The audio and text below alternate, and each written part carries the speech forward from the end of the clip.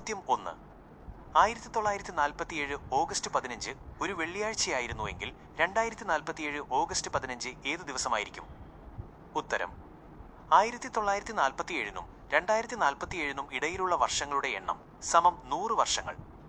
ഈ 100 വർഷങ്ങളിൽ അധിവർഷങ്ങളുടെ leap years എണ്ണം സമം 100/4. അധിവർഷ സെഞ്ച്വറി തിരുത്തൽ: 1900 ഒരു അധിവർഷമല്ല, എന്നാൽ 2000 ഒരു അധിവർഷമാണ്.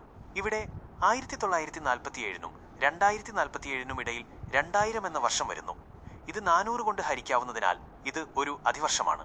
ഇവിടെ 100 വർഷത്തിൽ 2000 എന്ന ഒരൊറ്റ അധിവർഷ സെഞ്ച്വറി മാത്രമാണ് വരുന്നത്. അതുകൊണ്ട് 100 വർഷങ്ങളിലെ അധിവർഷങ്ങളുടെ എണ്ണം സമം 25 മുതൽ 1 വരെ സമം 24. ഇനി ആകെ ദിവസങ്ങൾ കണ്ടെത്താം. സമം 100 ഗുണം 365 പ്ലസ് 24 സമം 36,500 പ്ലസ് 24 സമം 36,524 ദിവസങ്ങൾ. ഇതിനെ 7 കൊണ്ട് ഹരിച്ച് ശിഷ്ടം കണ്ടെത്തുക. കാരണം ആഴ്ചയിൽ 7 ദിവസങ്ങളാണ്. 36,524 ഹരണം 7 സമം 5,217 ആഴ്ചകൾ പ്ലസ് ശിഷ്ടം 5. അതുകൊണ്ട് 100 വർഷത്തിന് ശേഷം ദിവസം 5 ദിവസം മുന്നോട്ട് പോകും. വെള്ളിയാഴ്ച പ്ലസ് 5 സമം ബുധനാഴ്ച. ഉത്തരം: 2047 ഓഗസ്റ്റ് 15 ഒരു ബുധനാഴ്ചയായിരിക്കും. ചോദ്യം 2.